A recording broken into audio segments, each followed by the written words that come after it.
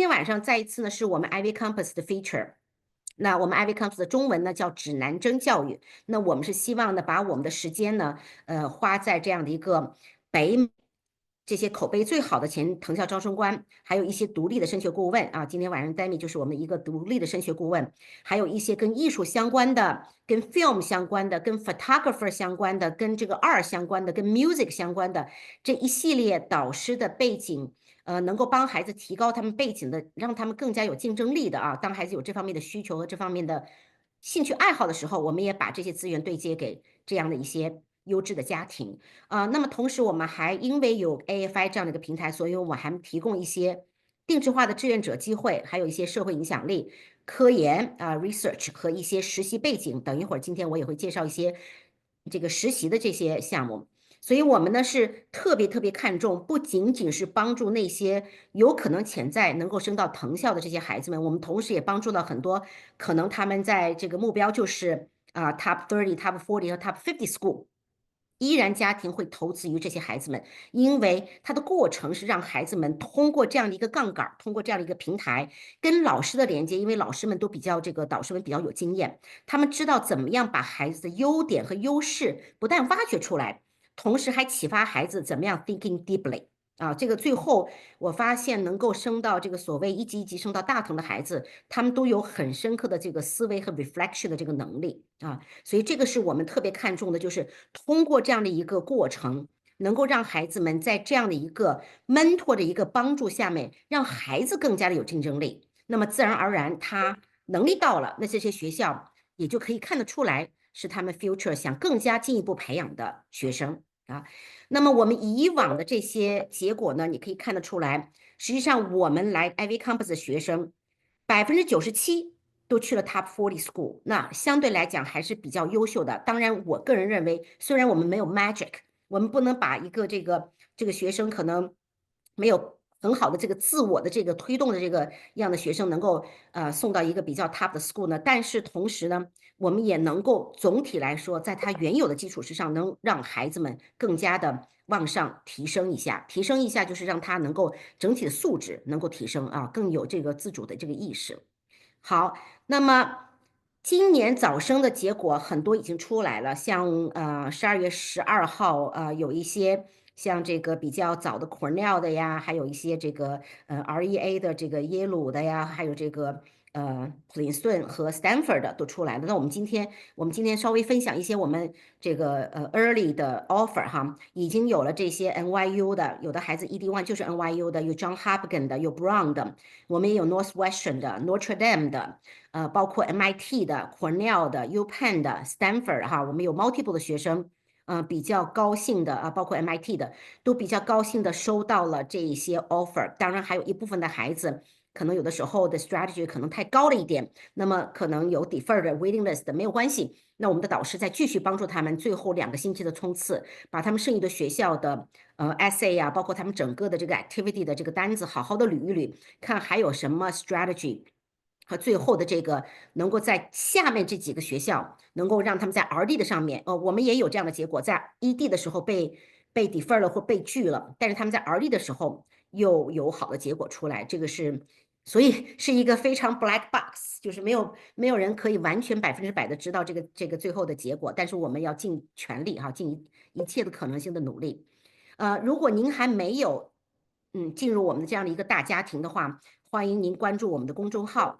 因为我们的团队常常的会写一些非常干货的文章和知识点，分享到这个公众号里面。如果您希望来始终的跟踪我们的这个一些知识的分享的内容的通知的话呢，也欢迎您扫描这个右手边的二维码，能够进入到我们的这个微信群。这样的话，你就不会 miss 到我们不断的在寻找新的资源来给大家带来这些比较好的、负责任的这个导师，包括物理呀、科创包括一些这个research internship 的这一些资源，我们都在不断的往里头增加这些好的导师们来 offer 供大家来选择。那么今天晚上呢，非常的高兴和荣幸，请到了我们特别喜爱的一个导师他也是我们学生家长非常喜爱的，很多比较怎么说呢？比较这个学习很好、很聪明的孩子，有的时候他们不是那么 opening，发现 Demi 他有这个 magic，他就很能够连接这些我们说的这个学习很好的一些我们的这个中国的小男生，其实都很 smart 啊，但是丹米呢就很知道怎么样跟他们共同的工作，头脑风暴，能够把他们最好的一面展现到最后的这个 application 的 season。那今天晚上的主题呢是 focus on summer program，一年。您知道每一年的10月份、11月份、12月份，实际上这3个月都是应该开始思考和跟导师来讨论，我明年、下一年2025年我应该做些什么。夏校不是随便乱选的，夏校也不是 program 都是 equally important，他们每个都是有不同的重量和分量，有的可以 advance。我们的这个 background 有的时候这个夏校没选好的话，时间浪费了，钱也花了，但是并不一定能够 impact。不是说我们功利，而是我们做事情实际上也要选择既能够帮助我们成长学习，同时还能够帮助到我们下一个目标的，对吧？岂不是更好，对吧？这是个 win-win situation。那今天晚上 Dami 所 focus 的内容呢，第一个，什么是一些含金量比较高的夏校？他们怎么分类的？他们申请的标准是啥？然后对于9年级、11年级。这些孩子们该怎么样合理的规划夏校？同时不要说别人听到别人去参加什么夏校，我们不要跟风，因为每个孩子有自己的 prospect major 和主线主故事，我们一直强调，所以不是所有人觉得去的好的这个夏校跟我们都相关的，我们一定要选择跟我们这个主故事 related 的一些 program 才会有 impact 哈。然后什么样的夏校能够帮助到我们这个 short term 的这个 goal？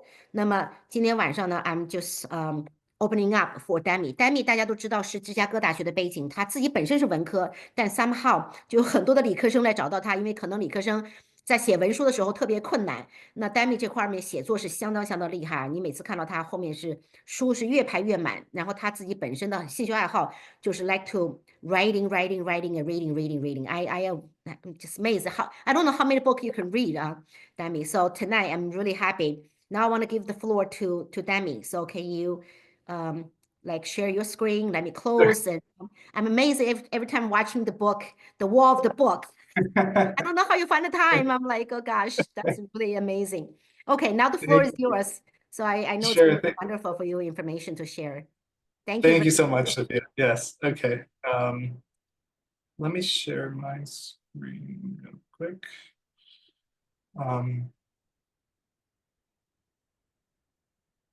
Okay, here we go. Okay. So thank you, Sophia, and hi everyone. I hope you're all doing great. It's a busy, crazy season, but it's a very important season for summer program applications. In fact, I think there's generally December is the busiest month when it comes to summer programs, and most rising seniors or 11th graders, 10th graders, 9th graders, they're all thinking about it. So we thought it was a good time to do a little bit of a presentation on this. If you don't know me, I'm Demi. I've been doing college consulting for quite a while, about 13 years or so. And I work primarily with students interested in getting into top 10, 15, 20 schools, I would say. A large majority of my students, I would say, come from STEM backgrounds, but I myself am very much in the opposite side of the spectrum. Very much a storyteller, I would say. As Sophia said, I'm all about like the reading and writing, telling stories and all that. And I apply that a lot into my college consulting style. So I'm all about the storytelling. And so one of the aspects about storytelling that's important is that storytelling is not just about the writing that you do. Yes, the writing is of course very, very important, but it's also the decisions that you make to tell a story. And some of those decisions are, of course, the extracurriculars that a student is, engaging with. And a big part of that can be, and often is summer programs. So today the focus is to talk about, the summer programs that are out there. How do they contribute? Some general idea of how the role that they play and which ones might be interesting to look into. Sort of the whole business behind the summer program phenomenon, which is really a phenomenon. Today, I mean, this year I was shocked when I was looking at the Young Yale Global Scholars numbers and how much they've grown in the past, say, 5-6 years.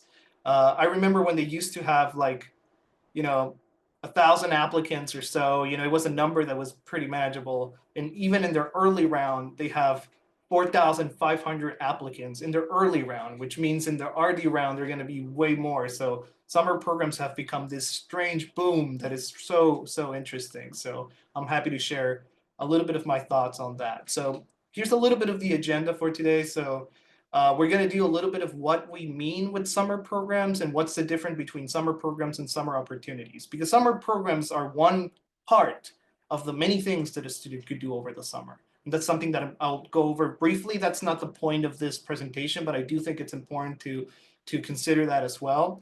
And then I'll basically go over some of the major types of summer programs, what I call the academic and exploration summer programs, the leadership-based summer programs, research-based summer programs, and then in math and writing programs. There are others out there. And there are some, you know, sometimes programs are not, they don't fall under one category only. Like most of the business programs have a little bit of research, have a little bit of leadership, have a little bit of academic. So there are some that don't quite fit these sort of like lockers or boxes that I'm going to talk about. But this gives a general idea of what that is. And there are, of course, others more specialized that I didn't mention. You know, there's some fantastic music summer programs, you know, Tanglewood, BUTI. There's so many different things that I just cannot cover in a presentation like this one. But of course, you know, I'm always open to talk more specifically about a student's background and their interests. Before I do that, though, I like to talk a little bit about sort of like what I call the 6 pillars of top applicants. I feel like these are the 6 things that most strong applicants that are really shooting for like a top 20 school normally have. So we know that GPA and academic rigor are very much filters, right? You have to check those boxes. Of course, there are some exceptions. Of course, nothing is more important than the context, right? So if, you know, the student context is that the average SAT score at that school is a 1550, then a 1550 is pretty low, right? So you always have to think about the context of the school that you're applying from. There are all these other things. This is a very generalized, broad, you know, guideline for a student to get a sense of like, am I on the right track or not? So normally meeting all of these things, I mean, the 10% of the graduating class is also a big issue. You know, most schools don't rank. Most schools are not gonna, you know, tell a college where the student ranks. But this, again, this is if you have a sense of more or less where the student is, this is important. There are gonna be some schools where the top 50% does fantastically. There are gonna be some schools where only the top 1% does great. That also, of course, impacts or has an impact. But the role of the summer program here really is not connected to those first 2. It's more than anything connected to the 3rd and the 4th one. So what a summer program will generally give is tools or sort of like more elements for a student to write a compelling and powerful narrative because maybe they engage with a certain program where they learn something special or they did special research that matches their narrative. And more clearly or more effectively, it connects to the 4th one. So clear evidence of passion, right? So if you are somebody who's interested in the intersection between business, economics, data, statistics, and mathematics, as well as sports, you know, if you do Moneyball at Wharton, that would be fantastic, right? So there are certain decisions that you could make in terms of the summer programs that you apply to that will show an evidence of a passion and a clear connection to a particular field. So that's more or less the role that summer programs play within the 6 pillars. In some cases, I will say some summer programs are so sought after, so selective, and so prestigious that they could be an X factor in some, like if a student does an RSI with MIT, that could be considered an X factor. A Bank of America leadership program potentially could be considered an X factor. So there's something, summer programs are so broad and some of them are so hard to get into that getting into them is already a very, very impressive feat. So that's something, again, to keep in mind. So I'll start with this whole idea of the summer programs versus summer opportunities. So summer programs are really one of the many things that students can do during the summer to straighten their 6 pillars. Does every student need a summer program? Not necessarily. I mean, like I said, there might be other things that could make more sense, but I would say in most cases, a summer program at some point makes a ton of sense for students. What are some of the other things that students do, like over the summer? In my opinion, over the summer, the student should be doing normally 3 things. If they don't have the standardized testing scores already, that should generally be implemented into the summer. A little bit of test prep, more, intentional, intensive test prep. I think that's always important during the summer. One huge component of the summer, in my opinion, should normally be engaging with projects that make the world a better place. So if the student works closely with a nonprofit, if the student has a nonprofit, or if they're volunteering, the summer is a good time to expand that, make it a little bit more intentional, make it match the narrative a little bit better. So the summer is an excellent time to do that. A lot of students may opt for academic acceleration. I know this is not true for many schools, but sometimes if a student has the opportunity to accelerate in math or something like that, this could be a good time to do it. And then, of course, there's the possibilities for internships and employment, which are good ways oftentimes to show and demonstrate passion, interest, as well as different things, work ethic and whatnot, right? So there are other things that a student could do over the summer, independent research, completely on their own, or creating their own company. There's so many things that a student could do, but they're not always mutually exclusive. Oftentimes, a successful summer has elements of 3 of these things. Maybe a 2-week summer program, a strong focus in the nonprofit that they work with or that they are helping, as well as a small internship. That would be a good summer. So it's not like, okay, I'm only going to do one thing over the summer. Of course, this gets more complicated when you're doing a research-based summer program and it's 6 weeks, and then you have to make decisions. But overall, we want the summer to generally touch on different things that will help the student, have a stronger 6 pillars. So that's definitely something to keep in mind. Summer programs are not the only thing to do over the summer, and they're not always the right thing to do for every student. So that's something that you want to keep in mind, and it's definitely a conversation to have. So with that, I'll start with the first type of summer programs. This one I'm calling the academic and exploration programs. These are your typical pre-college programs, right? Almost every college has one. And you'll see they're called typically pre-collegiate, pre-college programs. And if you name the school, if it's a top school, you name the school, they'll likely have it. And the way that you'll see it is normally aims 9th to 12th graders. And basically you sign up for a course or 2, and they're normally like a week or 2 weeks, and then you can do them. Typically, these are not extremely selective, though there are exceptions. And under this category, I would put like the humanities, the Summer Humanities Institute at Stanford, which is a fantastic program that is very selective. It has courses, and you engage with a professor in a course that's kind of like seminar style, but that it's a special one.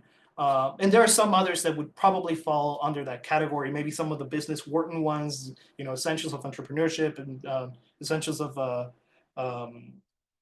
Finance, as well as maybe some of the other UPenn great would fall under this category, and they may be more selective. But by and large, when we think of these programs, they're not necessarily the most selective. And the role that they typically play is for the student to explore, whether it's a college or a field of study. I typically recommend these programs, again, with the exception of those that I mentioned that can be far more selective and look a lot better. These I would normally recommend for 9th graders, so like rising 10th graders that are still in the process of discovering what it is that they like, meaning academically, but also potentially when it comes to schools. Like it might be that the student is not fully convinced that they'd like to be at at an Ivy League school, and then summer at Brown might be a great option for them to get a sense of what it is to be there. or, you know, trying to explore a West Coast school and then spending those couple of weeks at Stanford could be an interesting option for them, right? So those type of programs, I would say, they're great. They typically don't make it into an activity list. And what I mean by activity list is when you apply to college and you think about, okay, how do I present my application? We always want to think of the 10 slots that you get in an activity list for the Common App, right? I would say it is rare. It's rare that a student ends up putting oh, I did summer at Brown in 9th grade, and, you know, that's in your activity list. That's very rare. And if you're putting it there, then, you know, it means that perhaps you could have done more over the next 3 years in order to have a more robust activity list.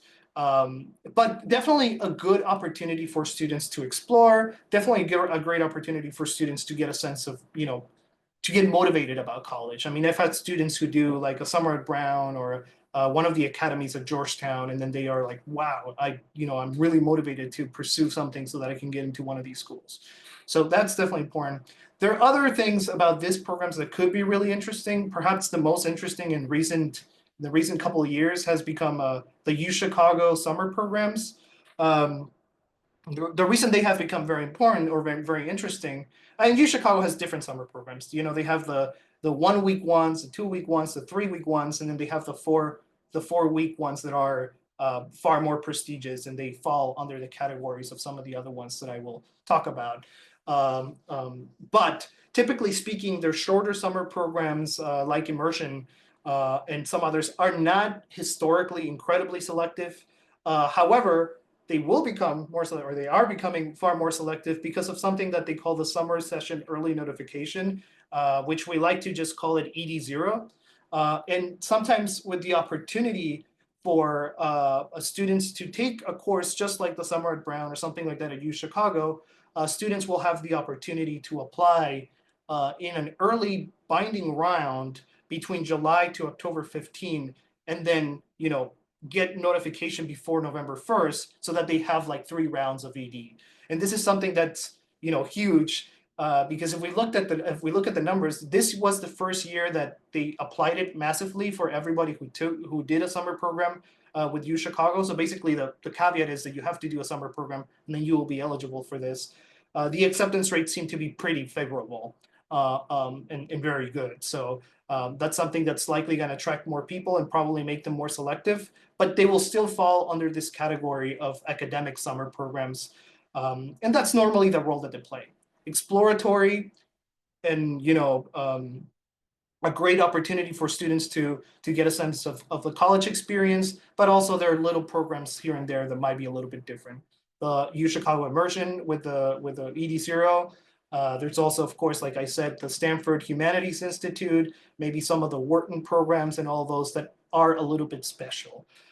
In fact, I mean, if talking about special ones that, again, don't necessarily only fall in this category, but there's a summer program at Wharton called the Management and Technology Summer Institute, MNTSI, right? And that program, it's, of course, very difficult to get into, but very anecdotally, I would say, every student that I've had that has done that program ends up with a pretty good chance of doing well in a Wharton application. I mean, and there might be because if they got into the program, that means they already had potential, and then if they did a great job with it and continued their journey, then they ended up becoming very strong. So it's not necessarily if you do the program, you get a better chance, but because they got into the program, they already had a better chance. But anyway, anecdotally, every one of my students that has done MNTSI has gone into either into MNT or Wharton, which is an interesting, and the numbers are not that low. I think it's I was counting about 7. The last one is from this cycle. So that to me is like mind-blowingly interesting. Again, I'm not saying that the causes that they did in MNTSI, but you can see an interesting pattern there. So some of these programs are effective and incredibly great. So there are other types of programs, of course, the leadership-based summer programs, which are very popular. And I was just talking a little bit about one of them. So regardless of major, so, again, for the exploratory ones, it's normally, they're a great opportunity for a student to get a sense of what majors they like or what fields of study they're interested in. Leadership summer programs or the leadership-based summer programs, it almost doesn't matter. Like, the student could be very STEM, the student could be social science, the student could be humanities, business, whatever they want to be. Most of the leadership-based summer programs are helpful for any student. Why? Because every applicant should have leadership in their applications, right? That's not something that, hey, oh, I don't have leadership. That's not my style. Unfortunately, for whatever reason, colleges like to see leadership. No matter the major, you could be a philosophy major, you could be an electrical engineer. They like leadership. So leadership summer programs end up being a very interesting option for students. Now, leadership-based summer programs are interesting because there are really not that many that are highly recognized and very prestigious and very selective, especially not at the younger level. So Wharton has the LBW, or the Leaders of the Business World, which is a fantastic leadership program designed for business students, but it's for rising seniors. The Bank of America leadership program, rising seniors. The Notre Dame leadership seminar, rising seniors. So a lot of the very selective free or incredibly prestigious programs are for rising seniors. So that leaves the younger students with not a lot of options. And one of those options is the Young Yale Global Scholars, which I'm pretty sure many of you are familiar with. And it has become sort of like, again, like this huge sensation in terms of applications that they get. But that's one of the options that students can opt to. There are others, though. Brown has the Leadership Institute. Georgetown has a leadership program. There are many universities that have leadership programs. Typically, the leadership programs are a little bit more selective than the academic ones that I just talked about. But it depends on the program. YYGS is incredibly selective because they just get so many numbers and they cannot accept everyone. But some of the other ones are less selective. And this brings me to a point that I want to make. Maybe I wanted to make earlier, but I forgot. It's the whole idea that sometimes summer programs, you could have a fantastic summer program that is very selective, and it matches your narrative in a perfect way, and you do it, and nobody knows it. It has no recognition. It's unfortunate, but it's kind of true that a lot of the summer programs end up playing a big role based on their prestige and their fame and how much and how well they're known they are. And this is an issue because sometimes admissions officers don't know, and you need to educate them in your description and all of that. And if for some reason they miss it, they might not necessarily get it. And this is why a lot of the summer programs end up being a lot of like, hey, the big names, right? The RSI, the YYGS, even though there might be other great leadership summer programs, there might be other great research summer programs, but the name ends up making a big difference because the moment, if an admissions officer is glancing over an activity list and they see RSI, they're already impressed. They already know that's a big deal. And maybe you did some summer program that's just as good and maybe even better than RSI, but it's called a XYZ research thing. They might overlook it. So that's an unfortunate reality with summer programs. I think if a student of yours gets into a great summer program that's very selective and as good as one of the very, very top ones, please remind them that it's very important to educate whoever is reading about it and making it very clear that this was very hard to get into, that this has a very high level, and that's an important part of it. So a lot of the summer programs are like that. The name sort of like plays a role. Again, unfortunate because there are many programs that are really interesting and then come out. A clear example is within the academic side of things, and not so much academic. Like Columbia just released a fantastic environmental program that they just launched this year, or will be launching. But again, it doesn't have much recognition yet. We don't know how selective it's going to be. There are all these things that make it like, is it going to be worth it or not? And then it's difficult when you're paying $6,000, $8,000, $12,000 for a summer program that you don't know how well recognized it's going to be, right? So it's always an interesting, difficult investment to make when you don't know how well received or what role it's going to play in an application. But the leadership summer programs are definitely interesting ones, and they play a very important role in an application. If the student has leadership and they have shown leadership potential, a summer program shows that they are interested in leadership beyond just having that president position in their club. Like, they're curious to learn more about leadership in a bigger scene with other leaders, students, and whatnot. So I think it can show a very interesting quality that students have. So I think leadership programs, regardless of major, can play a great role for students. Summer research-based summer programs, which are some of the most popular ones, I think, and also the more selective ones in general, are one of the most important summer programs out there, right? One thing that I want to say, I mean, there are really different kinds of research that a student can do.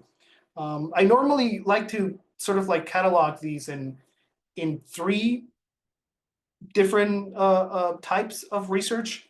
One of the research that student can do is the traditional, the way that we used to do it.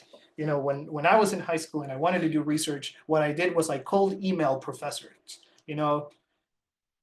I got ambitious at the time. I don't think many people did that. Hey, you send an email to a professor at a school, and you tell them, hey, I'm really interested in doing research in X and Y. I see that you do research on the same things. I would love to, help you with your research if you need an assistant, blah, blah, blah. That's the old-fashioned way of finding research opportunities. Sometimes the professors will say yes, sometimes they will say no, but there's an opportunity there. Difficult because sometimes what happens with those opportunities, they say yes and you start working with them, and then maybe they get super busy and they ghost you and you don't hear from them again. That happens when you do that sometimes, but it could be a great opportunity, especially if you're invited into a lab or something like that. Those are fantastic ways of doing research. So there's the cold emailing, or an alternative could be if you're a professor or you have family who's a professor or friends, and somebody can get invited into a lab. Those are great. Those are organic research opportunities that a student can engage with through whatever means. That's one way of doing research. Normally what that shows is that the student has the initiative to take on research, work with a professor and all that. Another type of research that students do, it's what we call independent research through a mentorship program. And those are normally, you've probably heard of them, Lumiere, Polygens, Pioneer, you name them. Now there are hundreds of those companies, right? And sort of like what they do is they connect a student with a professor or with a PhD student, and then they work on typically a literature review paper to be written and then to be published eventually. This is independent research. The student has control typically of the narrative and what it is that they're going to do research on, which is great because that allows the student to have control of the narrative and say, hey, if my narrative is going to be about the combination between mental health, sports, and technology, then they can do research on that specifically, right? Which is great. So that's one type of research. And they also are sort of like summer programs. I would put them in a different category, but they are like summer programs or programs that you could do at any point that could be interesting. And then the third one is research through summer programs. And this is the one that I mostly will focus on. And these are the ones that you apply like officially. There's a portal, there are essays that you write, you apply for the role, and typically these programs will be 5, 6, 7 weeks long, and you go into the university. There's a professor that guides you. It could be a group effort or it could be you and the professor, but normally it's very hands-on. It doesn't promise typically a deliverable, like there might not be a publication or there might be a poster or not, we don't know. But it's true that by doing the program itself, you can already prove that you've done research, and it could be a first sort of like step into, independent research or into another year of research that can help the students, right? In many ways, they're sort of like different flavors of research, because this one, oftentimes you don't have control over what you're doing research on. You just more or less want to do research on something that is connected to your narrative. Perhaps it's not your narrative directly, but you can connect it to it. Or many times you can base your narrative off of your first research experience, which happens quite often as well. But these ones are typically very, very selective and very good. When a student is a rising senior, it's when so many options, open up. SSP, SSTP, RSI, you name them. There's so many options. BU Rise and RMP, and so many options. Simons. There are so many opportunities. All of them incredibly selective for students to do as rising seniors. But for younger students, particularly for rising 10th graders, so freshmen, there are really not that many options. If you're in California, a little bit more fortunate, there are more options for Californians. The UC system has done a fantastic job to have implement a lot of summer programs. So you can do Cosmos, you can do, different programs through the UC system that are great, fantastic, also very selective and incredible. So there are some exceptions. There are some other exceptions as well in different states. New Jersey, there are some options, and Virginia, there could be governors and other options, right? So depending on location, there might be some, specific things, but by and large, most of the research opportunities come to students a little bit later on, right? So some of the ones that I like to highlight is SRA, so the Summer Research Academies at UC Santa Barbara, is one of those UC programs that doesn't make it only for Californians. So students from all over the country and all over the world have the opportunity to apply to these summer programs, which, by the way, opened the rolling admissions December 15th. So if you're interested, now is a good time to be writing those essays and applying as soon as possible. They are rolling, so as soon as possible. And then the older sister of that program is the Research Mentorship Program, also at UCSB, but it's more selective, typically intended for older students. The SRA has like a class, like they teach you to do research and you do a little bit of research.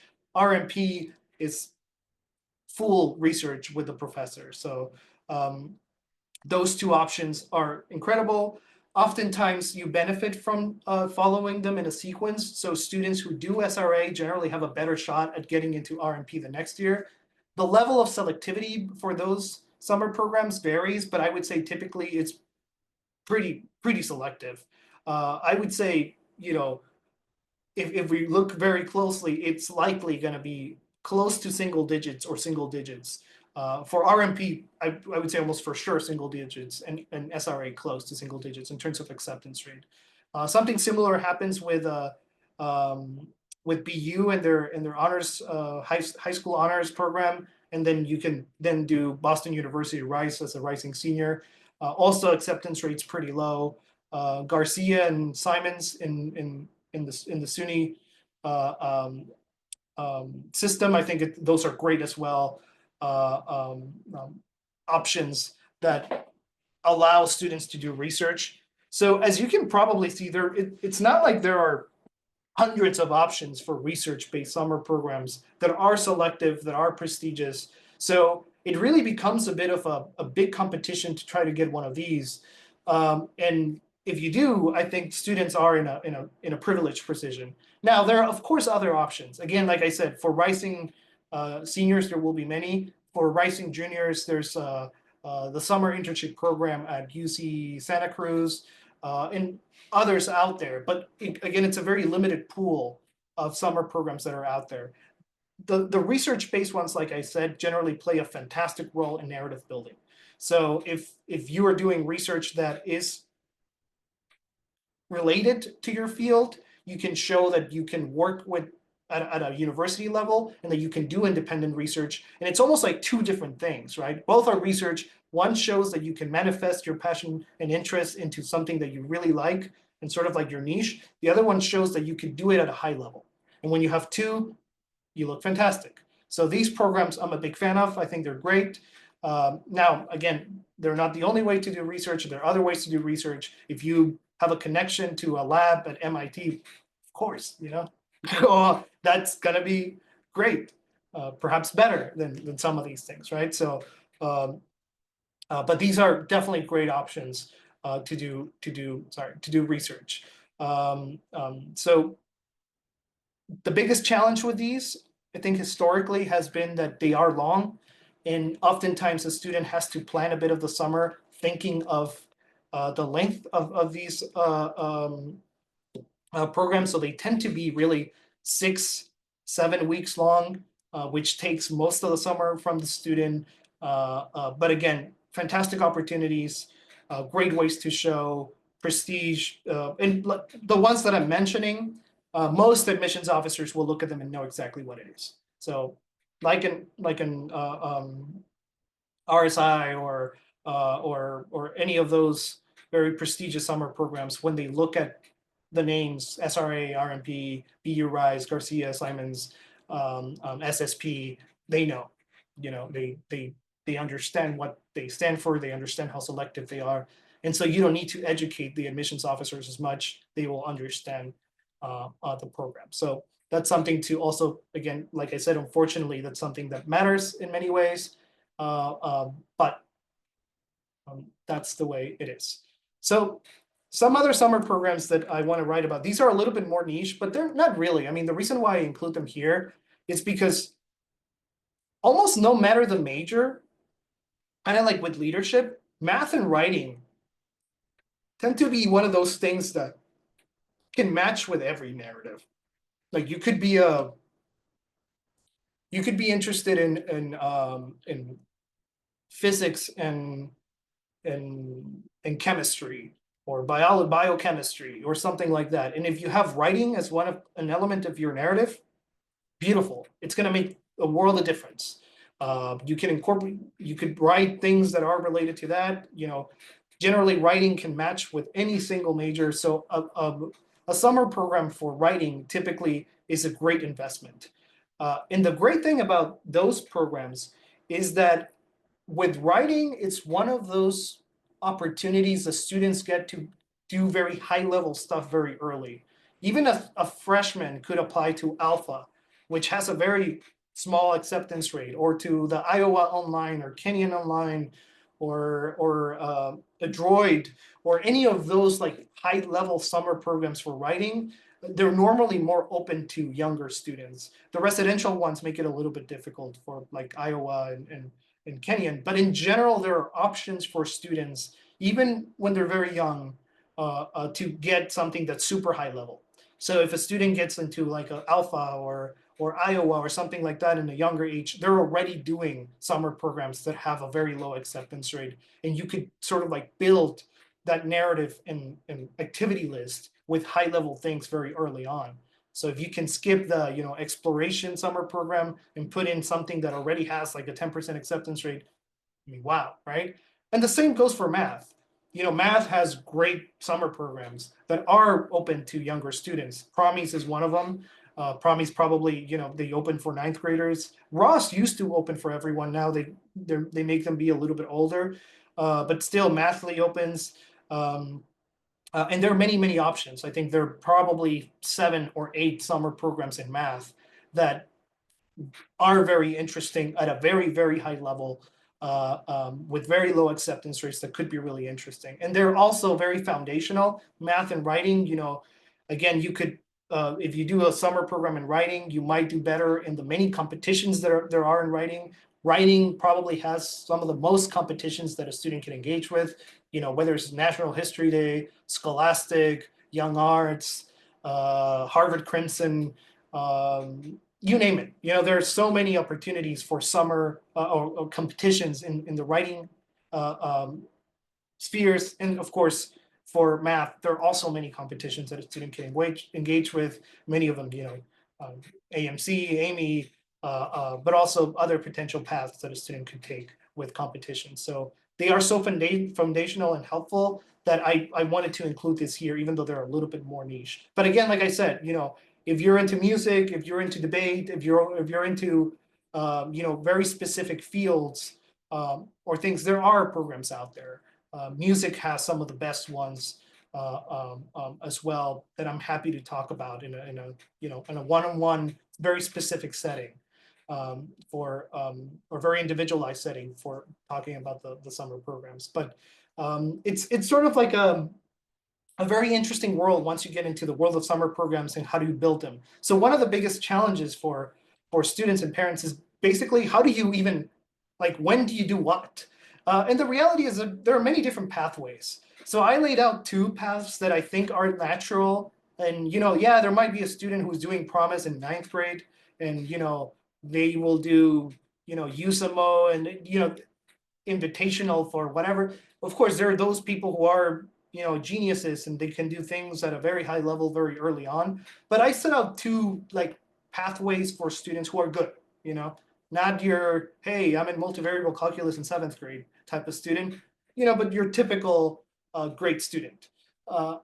So here you see the path of path A with a U Chicago immersion, which in my opinion, if you are just a rising 10th grader and you don't have a full idea of what it is that you're going to be doing or I would take the U Chicago immersion because, hey, you get the ticket to the ED0. You might not use it, but you might. And so having the possibility of doing that in the future, to me, is almost like a no-brainer. So I think, that would be my choice of the academic summer program that a student could do as a rising 10th grader. Another path that a student could take is do a leadership institute. So to open up room for research later. So instead of doing YYGS later, they could do a BLI, the Brown Leadership Institute, or another leadership program to show that they're interested in leadership, get that out of the way. And then the next year they can apply to a research-based summer program.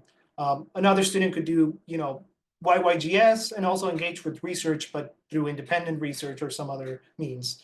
And then you could see that would lead maybe somebody who does YYGS might have a better shot in path A at the Notre Dame Leadership Seminar, which is, I included here, is very hard to get into. They accept about 100 people per year.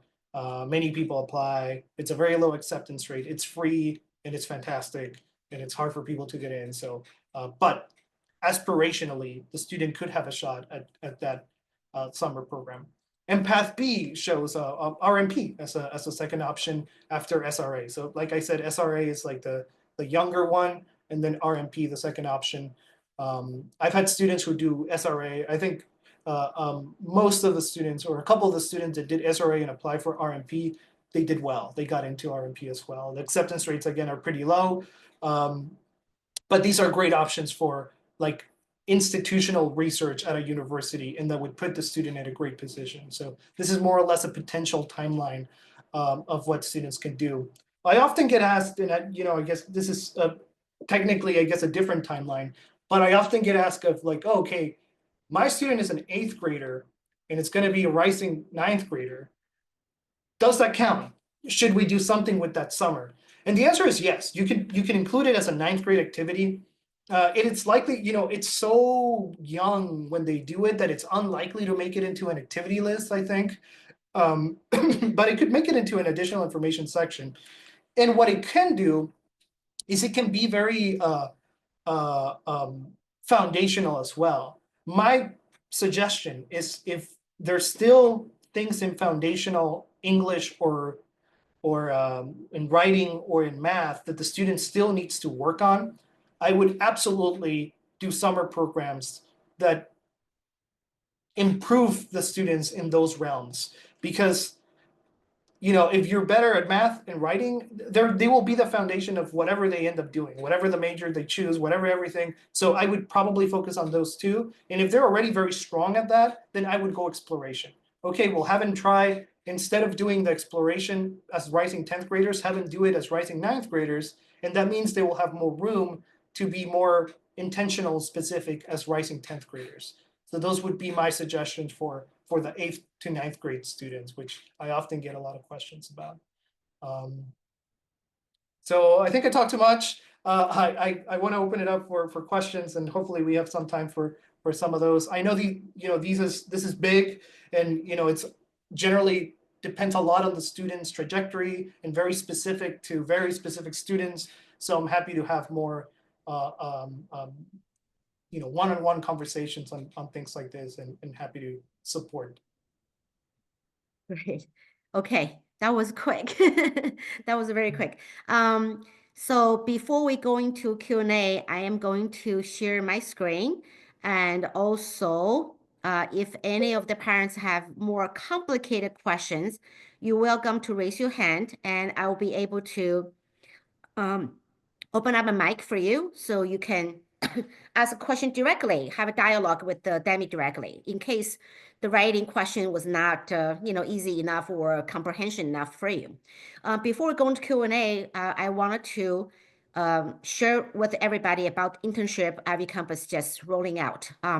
Those are internship dealing with the startup internship program. So you are not have your kids, it's online, okay? It's online internship.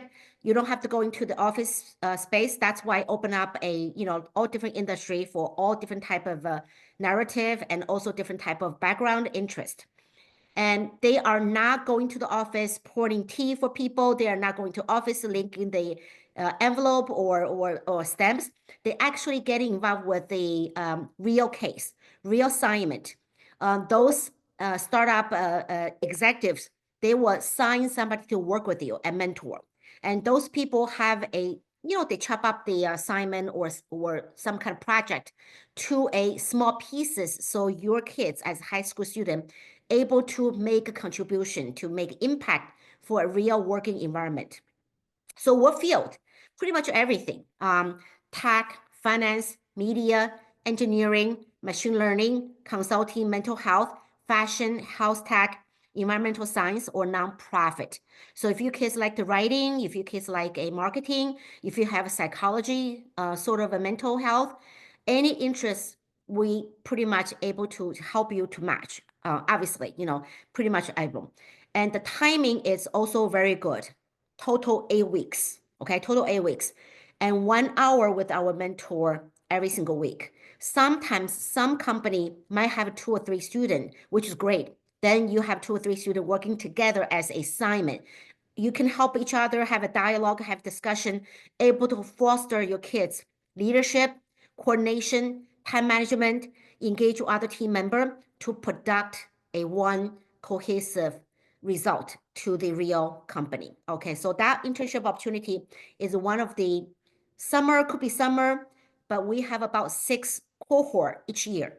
So it doesn't have to be summer, could be throughout the semester if kids have more time able to handling additional activity like this. That way summer, maybe can allocating what Demi just talked about, the research or other type of more suitable summer program. Okay, now tonight, obviously you heard Demi. Demi was one of the often speaker we invited to our platform. He's very knowledgeable. If you feel you are looking for potential college application counselor and you like Demi's style, you can scan the barcode on the right-hand side. That way, me and Allison will be able to follow up with you, arrange that inquiry meeting to have you have 30 minutes talking with the Demi so you can talk to him about your case, your situation, if you think Demi might be, suitable for you. That's if you have interest with college application.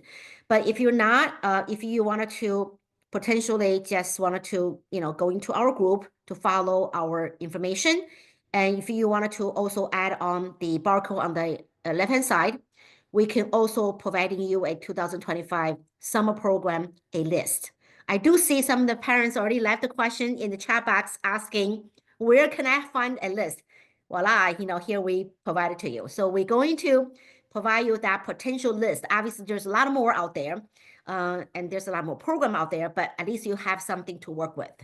And obviously, if you have a consultant like Demi, then it's even easier because under his guidance, he will give you cohesive the program matching final main story. That way you can always follow that guidance, have a mentor to tell you what to do, because some program cannot be also so random. If you don't tell a cohesive story, may not be make any impact. You might be wasting time. You might be wasting the money, because some programs is not cheap. Sometimes $5,000, $6,000. So you make sure you choose the right one. Okay, that's a whole presentation tonight that means to share with you. So I'm going to leave this page here. Then I am going to do this. I'm going to answer some of the questions. And in the meantime, you raise your hand. I will come to you. I will kind of mix, go to some questions and then come to you. For some of the parents, might have a question wanted to ask you directly. Okay, number one question from Allison Lu, saying, thank you very much for this wonderful session. If you have a question, I have a couple, which is, she has a couple. I'm just going to list one for you. Because many college summer programs are highly selective, we probably will apply a few to be more safe. If accepted by more than one program, what happens? If the student accepted for multiple programs, what's your suggestion? Well, first, congrats if you get accepted to multiple summer programs. That's a great thing. I mean, one thing that I do want to say about applying to multiple summer programs, and one of the great things about it is, of course, you have a bigger chance of getting into one of them.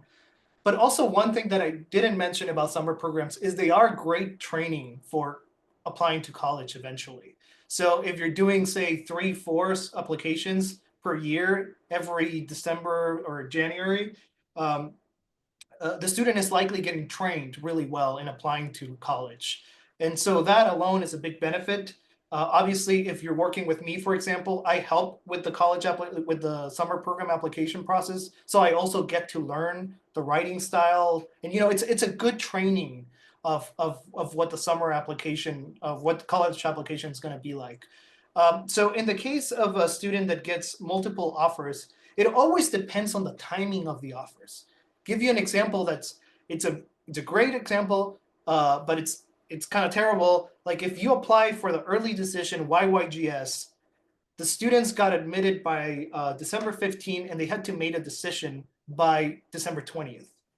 By that time, you have no idea what's going to happen with the rest of the summer programs. You don't know if you're going to get into any others. So it's basically, do I pay the deposit or do I not, and then lose the seat?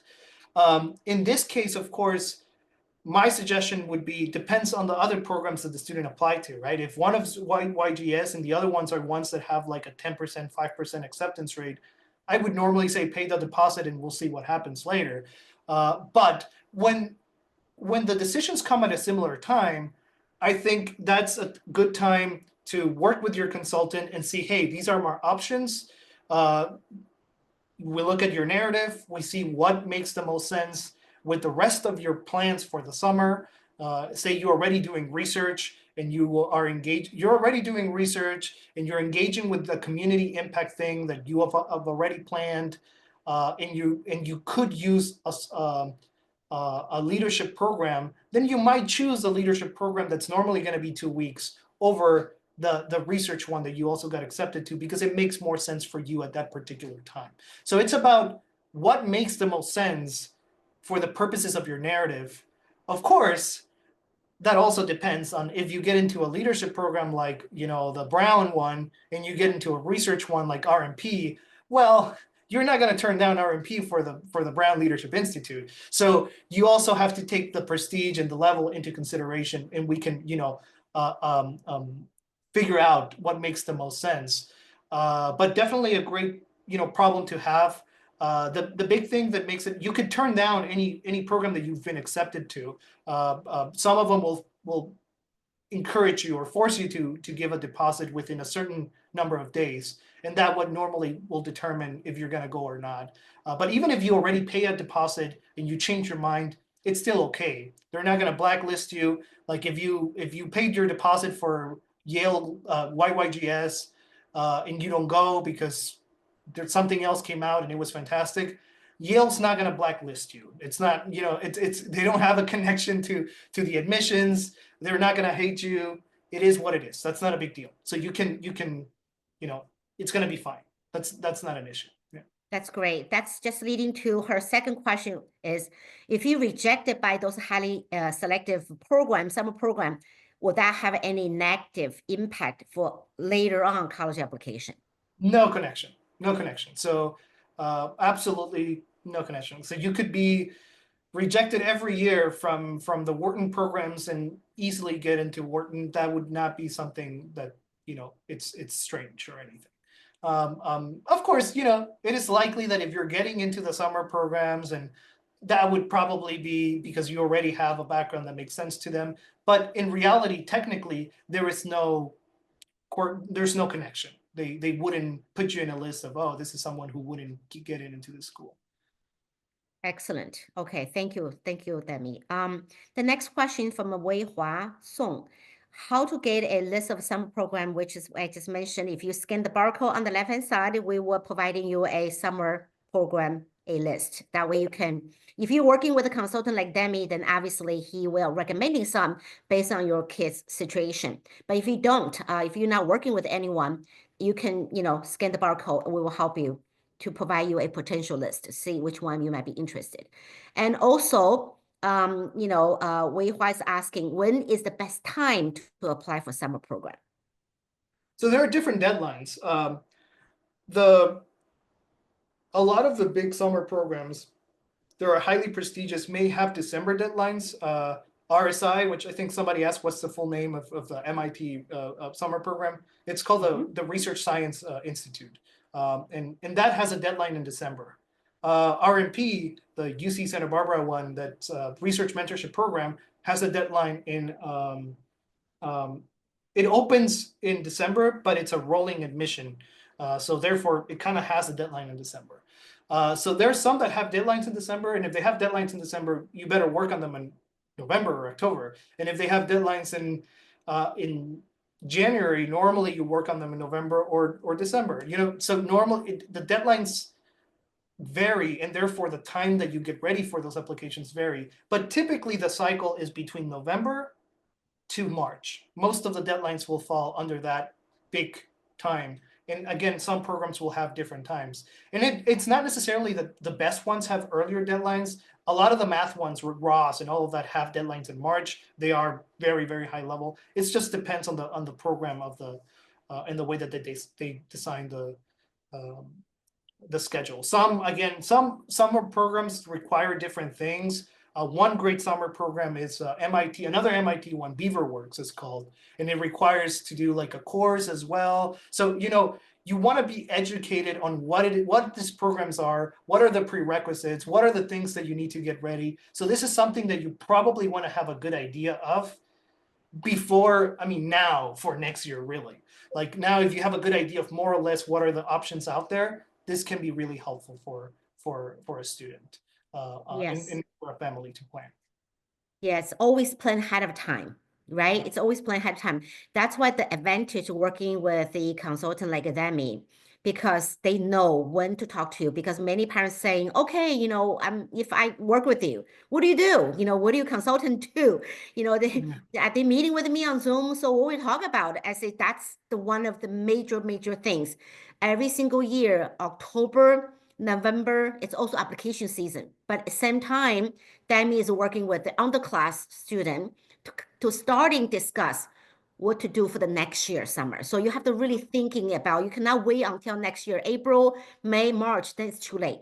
So you end up have like very limited selection. You have a very limited time. Then you also have a very leftover kind of program. Some of the summer program is not suitable, right? Some of the, one of the question I think, Demi, maybe it's a good time for me to ask you to repeat.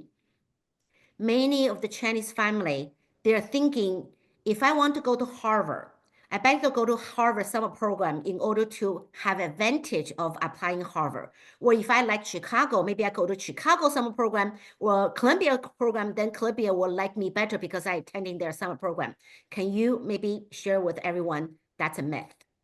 Yeah, 100% a myth. I mean, it really doesn't matter where the summer program is. So you might hear actually like RMP, right, is UC Santa Barbara. And you might be thinking, hey, yeah, my goal is not UC Santa Barbara. My goal is Princeton. Why would I do a summer program at UC Santa Barbara? because Princeton doesn't have any good summer programs, and UC Santa Barbara. So, it's about the program itself. You kind of forget about the name of the university. The name of the university, I mean, if it might be useful for the student, I mean, it might coincide that they want to explore that school, and that's a great thing, right? If they want to see the school and all that. But about the quality of the program, it really doesn't matter what it is. It's just the program itself. And you don't get an advantage to get into that school for doing the program. UChicago is a bad example, because you would get the opportunity to do the ED0 thing, which I guess would be definitely an advantage. And there are some programs, like I said, like the example of MNTSI. Yeah, you probably don't get technically a boost, but anecdotally it does help. And people who do RSI, probably, it's helpful for them when it comes to MIT. If RSI was done at a different school, you would still get that boost. So it's not about because it's at that school, it's because of the level of the program. So if MNTSI was done at, University of Indiana Bloomington, it would still be a big deal. A great example is SSP. SSP for astrophysics is at New Mexico. You probably have never heard of that school, New Mexico State. Yet that program is the program if you're interested in like astrophysics, right? So you would get into a top program at maybe Princeton, and you went to a school that has a 99% acceptance rate or something like that, right? So it's not the university, it's the program that matters, right? So that's definitely something that you want to think about. And know if you do a summer program at Harvard, your chances are not going to go up by doing the program. However, again, I do want to stress this. Maybe if you spend 2 weeks at Harvard, you understand Harvard better, and that may help you write better essays for Harvard. That is true. But it's not that automatically because you did a program there, you get flagged and you get an extra boost when applying to the school. That's not going to happen. Right. Excellent. Thank you. Okay, next question from Helena. Thank you for the great session. Do you know any competitive summer program that doesn't require 16 years of age as a minimal age requirement? Anything like for younger student?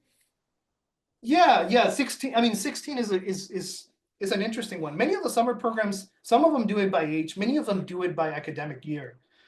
So a lot of the writing and the math ones that I mentioned, you could be younger and do them.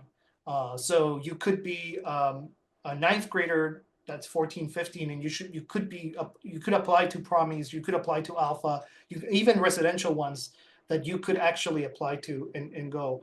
There are not that many research-based ones. SRA, I don't know what their limit with age is. It's not 16. You could be younger and go to SRA. I think they will allow somebody younger to do. So that's the only one that I can think of that would allow. If you're in California, Cosmos allows ninth graders. So they're definitely out there. Not many, not many. And I think it would require a meeting and figuring out what are the options at a very high level. But if we're not thinking about high level, if we're thinking about any summer program, there are hundreds really that would accept any freshmen and things like that. So most of the section that I had as academic or exploration ones, they will take a 14-year-old. They will take a high school student, like ninth grade, 10th grade, and regardless of age. All right. What do you think about, she did mention about STEM field. Is that still matching what you just answered for the question? Yeah, well, I mean, again, in STEM, even for the academic ones, there are going to be engineering classes, there are going to be biology classes, there are going to be everything in STEM. If we're thinking about research-based STEM ones, then the options are going to be pretty limited depending on location. But SRA, the science, the Summer Research Academy at UC Santa Barbara does take younger students. And most of the research-based summer program there, most of the options or the tracks, they have tracks are STEM-based. So there will be some options even for high-level STEM programs. But even for the non-super selective, there are going to be many, many options. Okay. All right, thank you. Demi, what do you think about Johns Hopkins Talented Youth Program? Don't they offer something like lower, younger kids with a different kind of type of, field, math, engineering kind of type of? Yeah, CTY is great. I mean, CTY definitely has fantastic programs. Many of them are more accessible, like easier to get into. You could do them when you're younger. I 100% recommend any CTY program in general is great. Whether you're doing a summer program, whether you're taking an AP class with them, CTY in general is a great institution that does, fantastic work with programs. They have also pretty selective ones. There's one it's called iSpeed, I think, like an engineering one that is very selective and really good. Not as well known, which has its own little complication, but CTY has a whole range of different programs. Most of them, or the vast majority of them, highly recommended. So I think I would definitely, if you have like a 7th grader, 8th grader doing CTY programs, that's a great choice. That's a great thing to do. But even for a little bit older students, it's a great way. Thank you. Demi, do you mind maybe on the chat box? I still wanted to, because I think you quickly spoke about MIT summer program. Can you type in so the parents, Ruthie, Sean, will be able to, get from you to get better understanding, since we talk so fast. Yeah, Research Science Institute.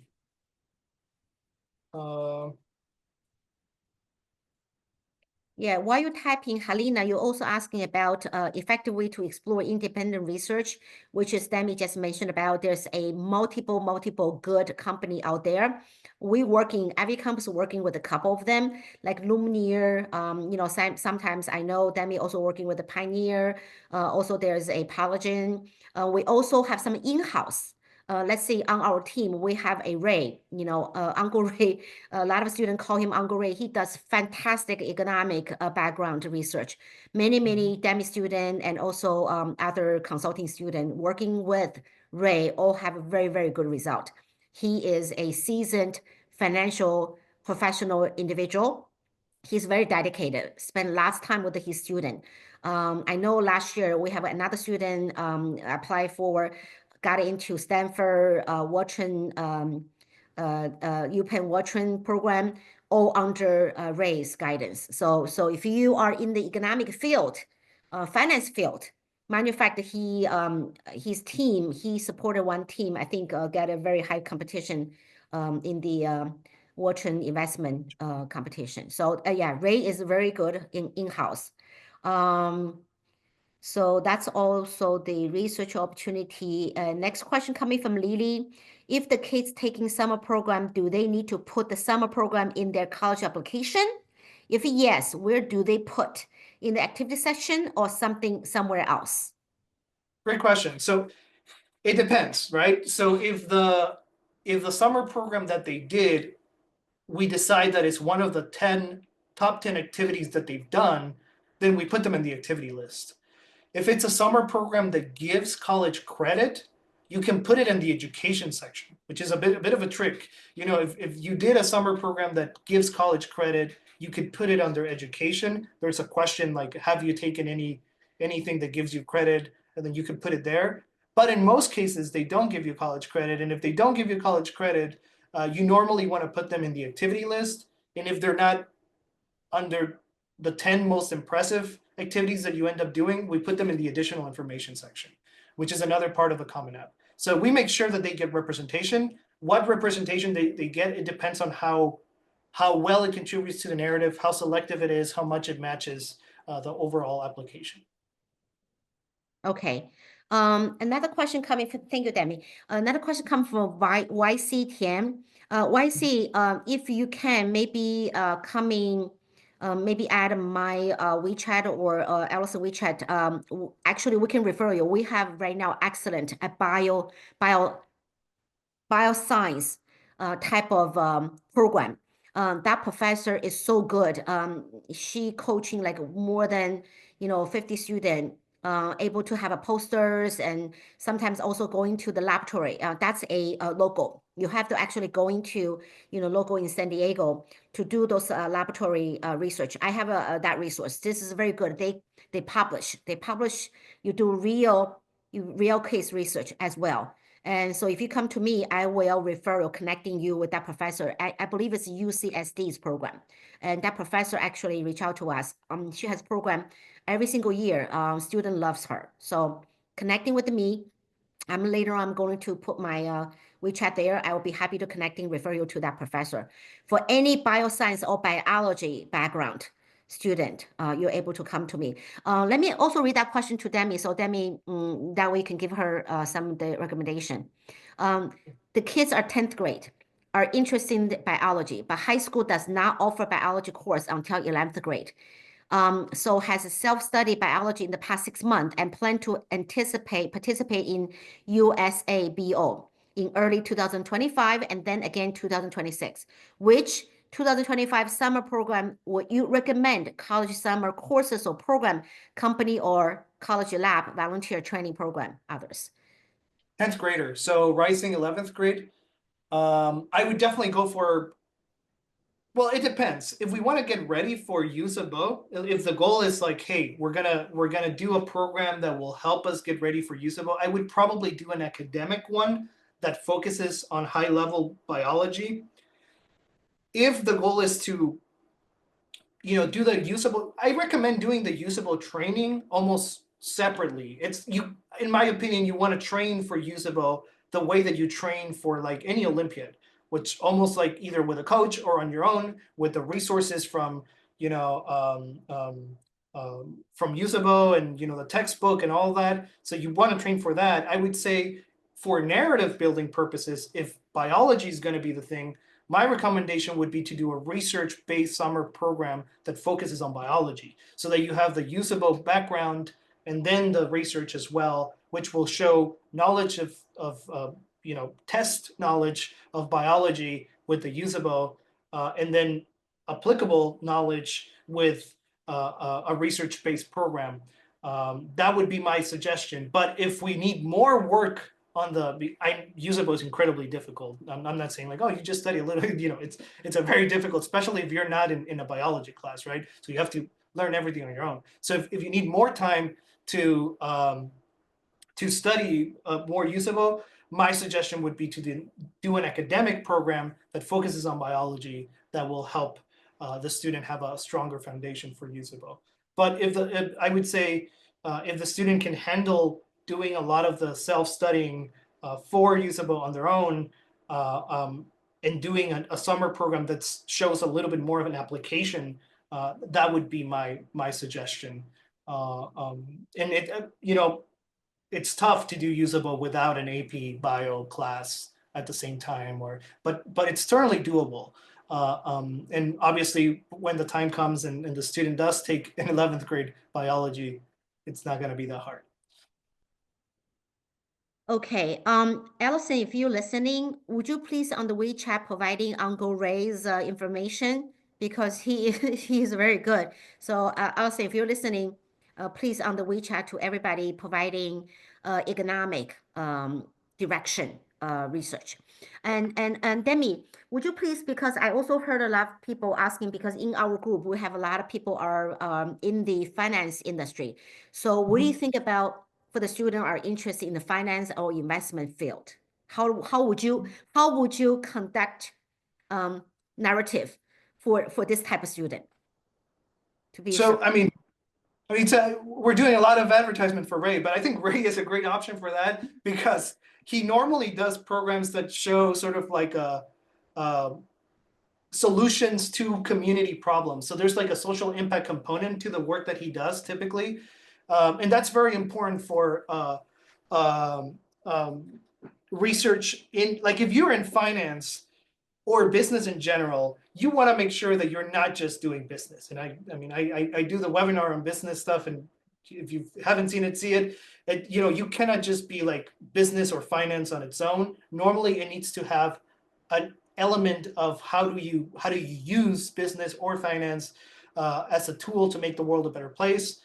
And so normally you want to engage either with research or with activities that show that you can do good with the things that you're doing. There are summer programs that do a good job for that as well. Like we said, LBW, MNTSI are summer programs that do add elements of that into the mix.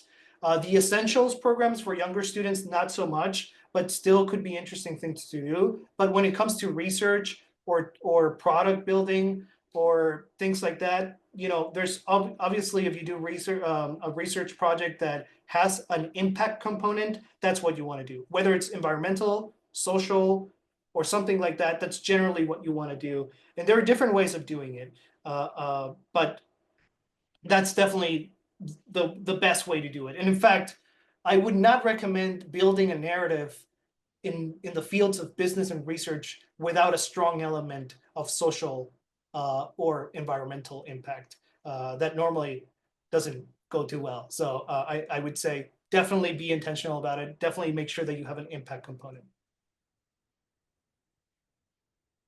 Okay, great. I am asking Ellison to provide his WeChat so she can do that. Thank you very much. Also here, someone is also asking for marketing side, business marketing side program. What do you think? Not that many, unfortunately. And I mean, that it's something that, or not at a very, very high level. There are a ton of marketing programs that might be a little bit more on the exploratory academic side of things. But for students interested in doing something at a high level with marketing, it's not like there are a ton of options. In general, I would say like the business programs, Wharton has almost like control over most of the great summer programs for students. So I would say there are elements of marketing embedded into many of the Wharton summer programs that I think could be interesting to look into, but I cannot think of a marketing program that it's selective and prestigious that would be great. I mean, there, of course, like I said, there are going to be many options, but they might not be the most selective. And sometimes that's okay, right? If it's for exploration and trying to see if the field makes the most sense, I think there are definitely going to be many. Emerson has some good ones. I think USC has some program with marketing as well. Again, not highly selective, but interesting enough that you could look into. Excellent. Thank you. Thank you. JJ is asking, what do you think about governor's school program? If they're both visual art and humanity for governor's program, which subject to choose? Great question. So governor's programs are generally really good because they're very selective, right? So they don't take that many people. I don't think there's one that's better than the other. I would say it depends on the narrative, right? So if the narrative is taking you to, one or the other, that's what I would choose. Oh, my narrative clearly needs more work on this side, maybe that, or my narrative doesn't even have that at all, then of course choose the other one to make sure that you're straightening that as well. So any governor's program is good, no matter what the different area is. So I would choose the one that matches the narrative a little bit better. Okay, right now it's about almost 10:30. I am going to open mic for some of the parents able to have a conversation with you. So make sure you're asking one question, okay? In case some other family asking, let's every family asking only one questions. And if we don't have many people, then I will open, obviously more sequence to you as well. So right now, first one is Helena Z. I already unmute you, so you are able to open up and talk to Demi directly, please. Helena? Are you there? Okay, Helena, if you're not there, I give it to Yamu Xi. Hello, my name is Yamu. I'm a 11th grader, and I just had a question about how beneficial like a summer program would be for me. And my situation is that I recently like switched my focus from wanting to go to like an education major into going to like biology or chemistry or something that prepares me for like pre-med programs in college. Yeah, great question. I mean, the first suggestion that I would make is make sure that you're using education as well when you apply. Like, don't let it go and completely forget about it. Make sure that when you apply to college, combine the both and sell yourself as an internationalist with bio and education. First little tip there that's going to help you a lot. But so what you want to do is probably go for a research-based one, because I think the best way that you can show that you can manifest your passion and interest is maybe applying into one of the research-based ones. All of the research-based ones have biology, so it's not like you're in a niche, field. All of them have like multiple options with different flavors of biology. So probably shoot for those. If it doesn't work out, I wouldn't do an academic one, or I wouldn't do any other type of summer program. I would do then independent research with Lumiere or something like that. I mean, the main thing that you have to do is make it clear that your narrative is biology. I would say that's if you are convinced that you want to go for biology.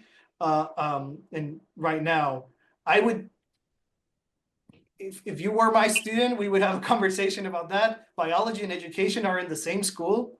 It's a school of arts and science typically, which, if your background is in education and it's strong enough, and you don't have that much of a background in biology, maybe the strategy might make a little bit more sense to go for education and then switch or just declare a major in biology later on. But if you are convinced that you want to do it now and you want to do the research, I would go for like a research-based summer program or an independent research opportunity in bio. So Yamu, do you have a college counselor coach? No, I do not. Yeah, you can scan the barcode on the right-hand side if you are interested to finding out what is the package, how to serve. You can scan the barcode on the right-hand side, and then we can follow up with you to see if you can have a one-on-one conversation with Demi afterwards to finding out you have a better strategy to do this. Is it Okay. stopping the permit? Thank you very much. Yeah. Okay. Pleasure. Yeah, definitely scan the barcode. Okay, so we can have more conversation. Next one is actually for Lucy. Lucy is the next one, then JJ. Okay, Lucy, you can open your mic, Lucy. Hi, is it me? Yeah, Lucy. No, yeah. Lucy Liu. JJ, you are next. Lucy Liu first. Oh. Yeah, please. Lucy, are you there? I think I'm Lucy Liu, right? Yeah, you are Lucy Liu. Yes. Okay. Okay. Hi. I have a question. So my son is a highly competitive athlete, and he has to go to training every day. So in the summertime, I would like to know, is there any good summer school, but online, a summer program, a good one, but it's in online, in the business field? Ooh, in business field. So in business field, it gets a little bit tricky. There are not that many good ones in business. There are a lot of them in STEM. Like there are some great AI ones in STEM and things like that. My suggestion would be if the business's field would be for him to try to engage maybe more on something like research or something like that will allow him to do high level business related activities that will be remote. So he could do it on his own pace and with a mentor. Yep. That would be my suggestion, because I think some of the top summer programs in business are all residential. Yeah, okay. So I know I should just ask one question, but because you mentioned the research is actually that's what I thought because our time, the online thing. So the research, I have a very specific question because he does thinking to do something related to his sports, a research paper, but basically to analyze why that sport are not very profit, those years. So do you know any, I know you mentioned some of the independent researcher company, but which one is maybe they are good at sports research? I don't know what this is I think the paper probably very niche, in his sport to analyze. Is it something do you call them in sports research or no, business actually, research? I'm not so sure. Yeah. Lucy, actually, you can connecting with us. I Okay. just recently connecting one of the girl. Mm-hmm. She loves sports management. So we just connecting with her a PhD from a Michigan University. So connecting with us, I will be happy you to match to actually Lumiere. Lumiere is the company helping us, that student, actually connecting someone on sports research. We have that resource. So adding, either my WeChat or Allison's WeChat will both are the same. Then either one of us will be able to connecting you with the Lumineer, and they will have a sports. Actually, yes, they have a 7,000 different PhD. That's what I was gonna say. Lumineer probably has the biggest. So even if you think something is super niche, they normally have someone. No matter how niche you go, they typically have someone who will have a background in that. Yeah, and then I want to mention that Lumineer we're able to connecting you, and also Ray also able to, if a business, economic, that's right, Demi, right? Ray can do something towards that area. Yeah, which, by the way, they would be the component that I would add. I think like doing research on sports and business, it's great. And if it has a social impact component to it, even better, because you check the 3 boxes of things that will matter for a narrative. So you thinking the thing which I said has social impact, right? Right. Like it could be like, what are some of the ways that it could improve, I don't know, access to underprivileged or something like that, like an impact, like a component that adds that element generally would be super helpful. Yeah, you see, Lucy, just now, you just find out why Demi. Why Demi is excellent working with the STEM student, also business student. Yeah. He has a lot of clients are in this field. Does not mean he doesn't have the ability. He has ability across the board, helping STEM students, sociology, anthropology, physics, chemistry, everything. But same time, just happen Demi has a lot of students come to him, our STEM or business, that two field, make him lot more experience in those fields. So have somebody coaching, he is able to have so much experience to connecting you, make sure your story are more compelling, more standing out, more unique. If you don't have a coach, if you do by yourself, you might not have the knowledge of doing that. So Lucy, I recommending you, if you don't have anyone yet, scan the barcode on the right-hand side, and me and Allison will be helping you connecting. At least you can have a conversation with them and see if it makes sense to you or not. We're not forcing you to do anything. But. Yeah, something that I would mention, if you're working with Lumiere or with Ray, we're connected with both of them, obviously. So I also talk to them, right? So I know what's happening. I even have access to the Lumiere portal. I know when your student submits a new draft. I know what the notes are from the mentor. So even me, from the perspective of the narrative, I can help give my 2 cents about the research and how it helps with the narrative. Have you ever helped a student which is very like in the Team US level, however, it's not recruitment students? Do you have any? I have one who's likely going to be there for Taekwondo right now. I've had, and it's an interesting situation because you have to play a narrative carefully where you're showing enough of the time commitment, what it means to be an athlete at that level without the recruitment. It's definitely an interesting situation. What's the sport, if you don't mind me asking? Skating. Skating. Yeah. So yeah. I think it's an interesting area to deal with. I have done it, and I think it's one that it certainly changes the narrative a little bit when you have a high-level athlete at a sport that normally will not lead to recruitment. Definitely a very, very particular way of writing that narrative and those applications. Okay, we can talk more, Lucy, if you're interested. Sure. Like I say, can scan the barcode on the right-hand side. Thank you so much. Yeah, looking forward to talk to you more. Yep. Okay, next one for JJ. Can you hear me? Yes. Hi, good evening. I have a 10th grader who is interested in writing, and she wants to apply for the Iowa writing program, but that one is so competitive.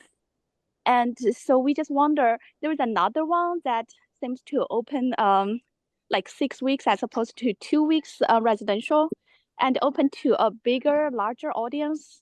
And does that one help? Or even with the Kenya, there is a residential one and an online one. How does the online one different from the residential? So the residential for both of them are the crown jewel of writing summer programs, the Iowa one in particular. So Iowa and Adroit are probably, the residential ones are the highest level. The online ones are still incredibly good and are still incredibly selective and are still great. both for Kenyan and for Iowa. The Iowa may be a little bit better than the Kenyan, but both are fantastic. Would completely recommend for a 10th grader. Probably if they're interested in writing, those could be some of the best options that they would have. There are other options, many of them residential, some of them online. So yeah, if we talk, I could give you like a bigger list of the ones that you could consider. But I would say for the question about like online Iowa and online Kenyan, thumbs up for both of them. I think they're great summer programs. I would totally recommend them for a 10th grader. Okay, thanks. Thank you, JJ. And next one is Li Liang. Hi, can you hear me? Yes. Yep. Sure. Hi, thank you so much for the for the presentation. This is really helpful. Now, my daughter is very interested in debate and also econ, but not finance. So, would you mind give some recommendations in terms of the summer programs that she can participate? So out of curiosity here, so the economics and debate, is the interest in economics like political economy or it's more micro. Okay, micro. I'm the big one, not a micro. I'm sorry about the pronunciation, but I'm a CRO. Macro. Okay, macroeconomics. Yeah. Okay, great. Yeah. All right. I mean, I would say the economics programs will definitely be a good option to go for. FTE, you know, the different programs in economics could be interesting options that will make sense. Macroeconomics is probably the biggest type of economics that you could potentially do. So even if there's no interest in finance, there will be some economics programs that could be interesting.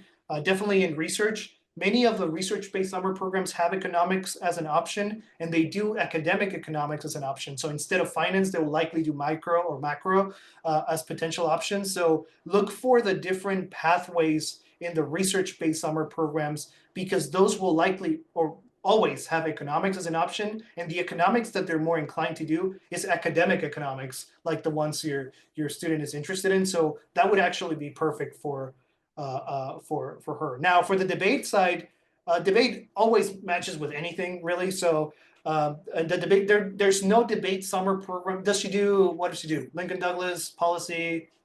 Public forum. Public forum. Okay, so for PF, it's you know, I would say in general, it just makes sense. So if she does any summer program with debate, you know, whether it's Michigan or Berkeley's Lincoln Douglas. So the Michigan one, the 7-week Michigan one or something like that, then it would make sense. It would add to the narrative anyway.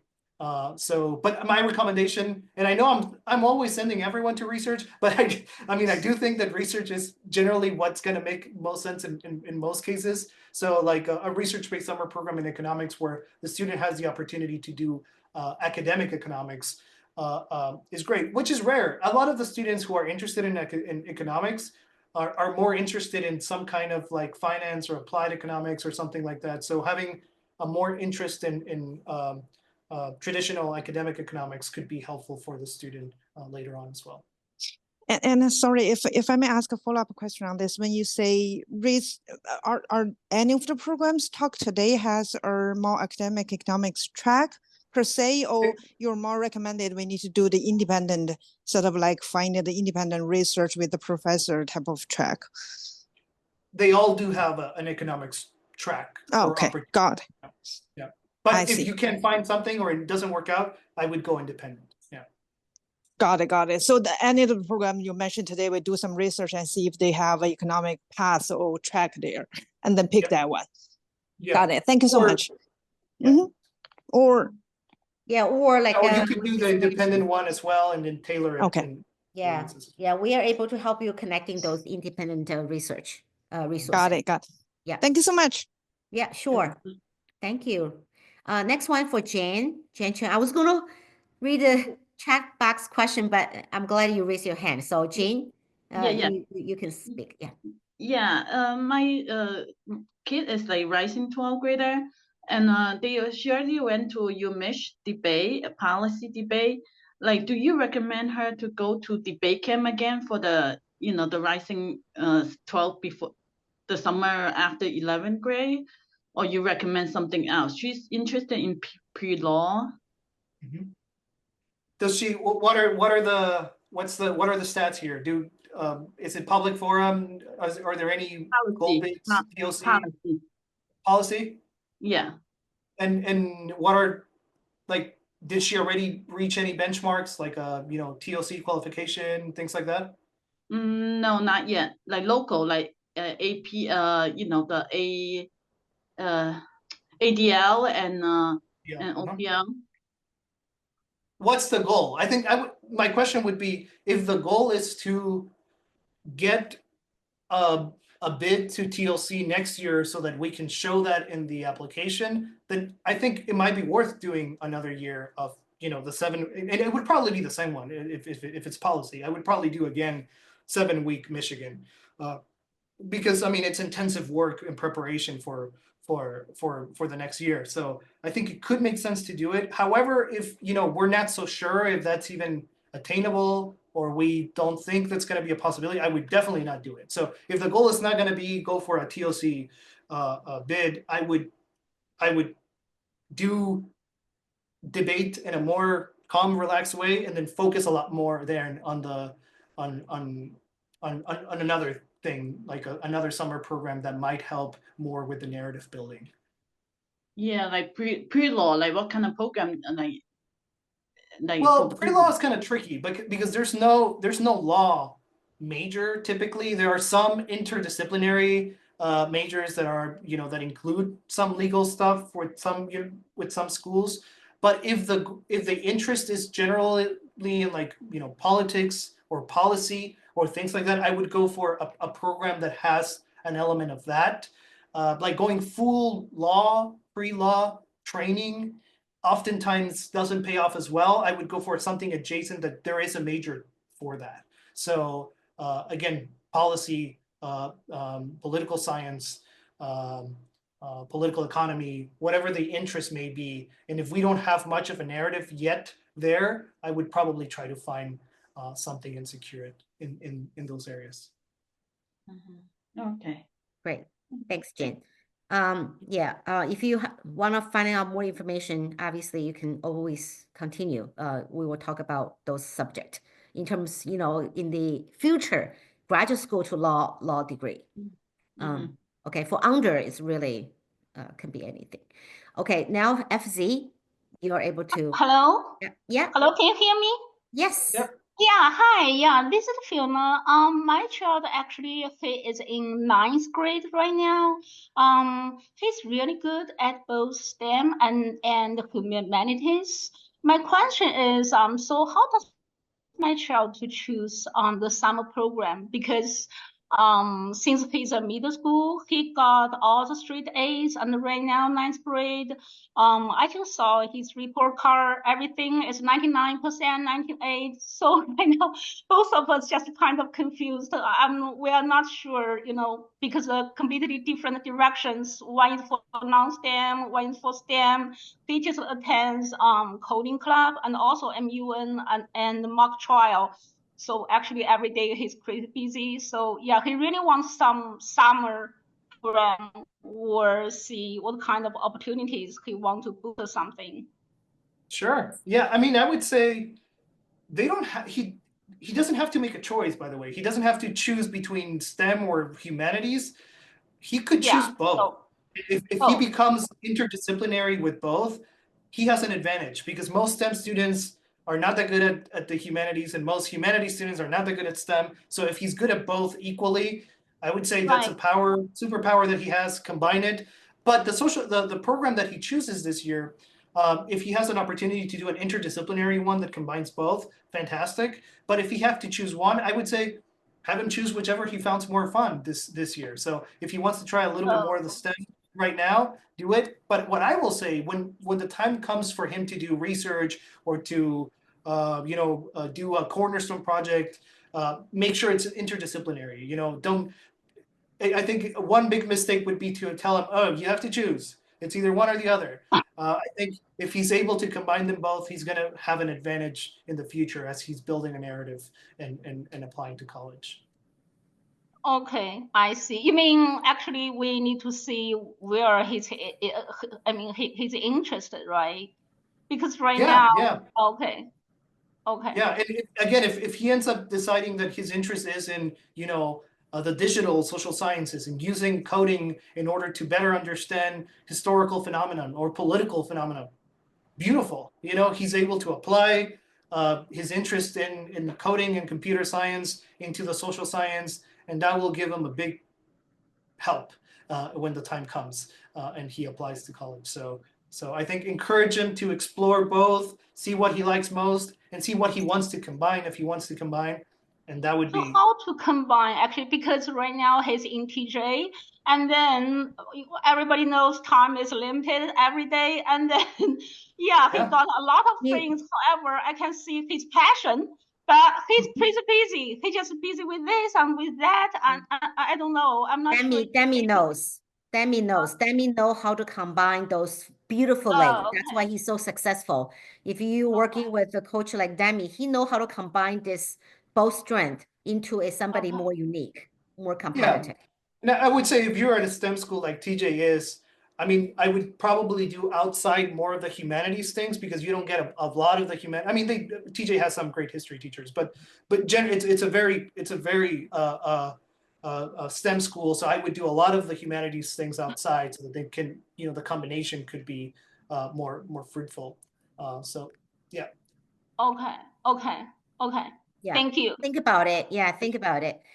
We offer the opportunity, have a one-on-one that's free. Demi is able to talk to some of the potential interest family to see, how he able to help you.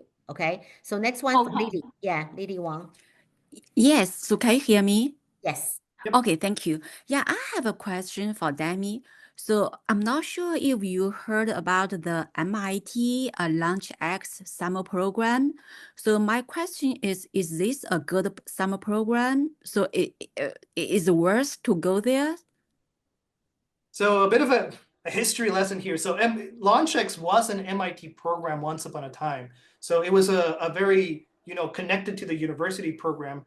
They parted ways a little bit. And so LaunchX has become a little bit more of a standalone program that now happens in different campuses. And it's a good program, I would say. It's a great program because it has a lot of potential for a student to explore entrepreneurship and innovation. It adds elements of, exploratory startup type of elements that are good. But it's not like the signature MIT summer programs. It is no RSI, it is no Beaverworks or something like that. The acceptance rates are a little bit higher now, and the tuition costs are much higher now. So it's an expensive program that I think could be worth it for the right student at the right time. I think if you do it at a younger age and the student is exploring with entrepreneurship and innovation, it's a good program. So I would recommend it for sure. I would say a lot of the Wharton ones, I would prefer over LaunchX, depending on how hands-on the student wants to get. If the whole goal is to do like a project and be a little bit more hands-on, LaunchX would be a great option. If the option is to go for prestige and maybe like a little bit more in-depth knowledge of the field, I would probably go for some of the Wharton ones instead. Got it. Thank you. Okay, great. Thank you, Lily. Next one, maybe the last one is Richard. After Richard's question, one more. Okay, Richard, you go for it. We're going to see if Demi able to answer one more question. Richard, are you there, Richard? Oh, it's me? Yes. Oh, okay. Yeah, thank you. I have a quick question. So my daughter went through the UMass summer research program in a lab for 6 weeks the past summer. Now she's in 11th grade.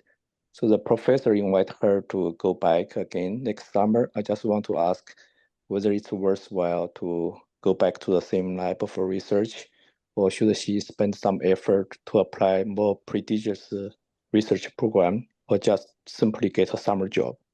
Yeah, great question. That's a beautiful question. So I would say it's really good to do the same program if it was upon invitation of the professor.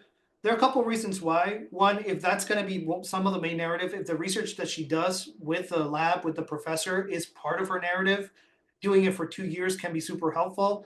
The other thing is that she might get a great letter of rec from that person if they did 2 summers in a row. You know, there are definitely great benefits to that. And if it's an invitation, it's like, congratulations, you're already accepted into a summer program already. I would still probably apply to some of the other ones, you know, just to see what happens and see if, you know, one of them lands, and then we think about it after the offer is there, right? And determine which one is going to make more sense. In general, I would say we write about it a little bit differently in the application when there's like a second invitation for the next summer. But it's generally a very positive thing, and I would say that's not necessarily worse than doing a more prestigious summer program. It's not a non-prestigious summer program, by the way. It's a good summer program. So I would say the invitation and the potential for a letter of rec and the potential for narrative building could make an argument that that might be better than, you know, maybe some of the slightly more prestigious summer program. But again, I would still apply because you want to have the options and see what makes the most sense by the time that you get the offers. Okay, thank you. What about just spend the summer working like in Six Flags or grocery store compared to that?